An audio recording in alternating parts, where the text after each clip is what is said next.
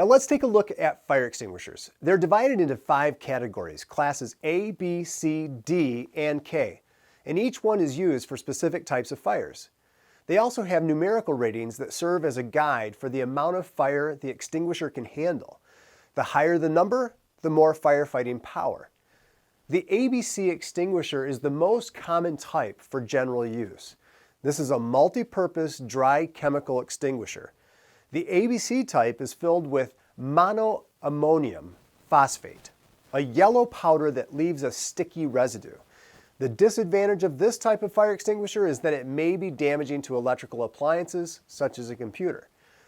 Another type is a carbon dioxide or CO2 fire extinguisher. Now, these are used for Class B and Class C fires. Class B fires involve flammable or combustible liquids such as gasoline, kerosene, grease, and oil.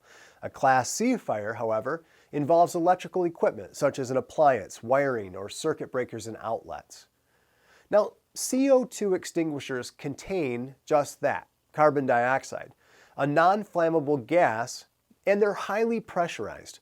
In fact, the pressure is so great in some of these that it's not uncommon for bits of dry ice to shoot out of the nozzle when you spray it.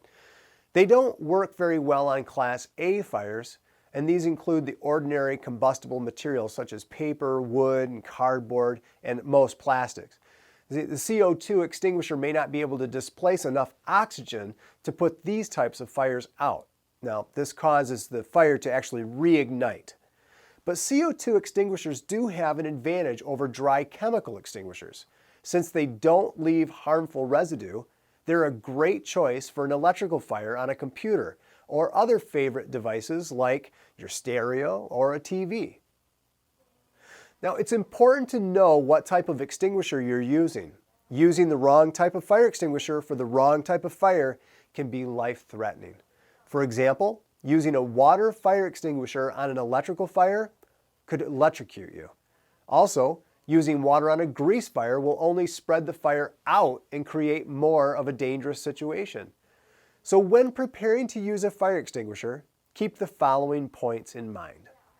Always tell someone to call 911 before using a fire extinguisher. Do not fight fires that are larger than a desk in size, or is producing thick black smoke, or that has flames reaching the ceiling. Don't force yourself to fight any fire that makes you nervous. If you don't feel comfortable using a fire extinguisher, help others to evacuate and wait for the fire department to arrive. If you're unable to extinguish the fire, leave and close the door behind you. As a general rule, it helps to remember the acronym PASS when using an extinguisher. P is for pull the pin at the top of the extinguisher. The pin releases a locking mechanism and will allow you to discharge the extinguisher. A stands for aim.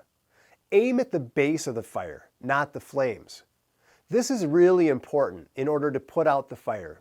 You must extinguish the fuel in which the fire is coming from. S stands for squeeze the lever slowly. This will release the extinguishing agent in the extinguisher. If the handle is released, the discharge will stop. S stands for sweep from side to side. Using a sweeping motion, move the fire extinguisher back and forth until the fire is completely out. Operate the extinguisher from a safe distance, which is usually several feet away, and then move towards the fire once it starts to diminish. Be sure to read the instructions on your fire extinguisher. Different fire extinguishers recommend operating them from different distances. Remember, aim at the base of the fire, not at the flames.